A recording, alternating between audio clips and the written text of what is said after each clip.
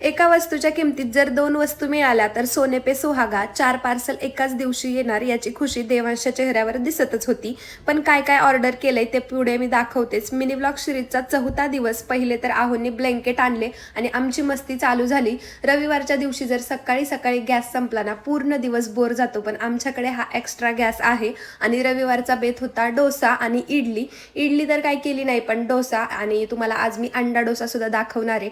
आणि चटणी खायची म्हणली का हा राडा तर आपल्याला दिसतो. आधी तर मला साधे डोसे मी बनवून घेतले आणि त्यानंतर अंडा डोसा बनवायला घेतला. जे आपण साधा डोसा स्प्रेड करून घेतो ते करायचं आणि त्याच्यावरती तुम्हाला एका अंड्याचं बनवायचं, 2 अंड्याचं, ते टाकून घ्यायचं.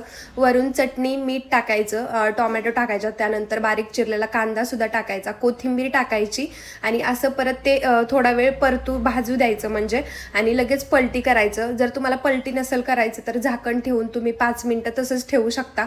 त्यानंतर मी स्वतः आज अंड फोडून डोसा केला आणि ती खुशी माझ्या चेहऱ्यावरती तर तुम्हाला दिसतच असेल. त्यानंतर आहोंनी टेस्ट केला आणि छान झाला होता. मी सुद्धा खाल्लं.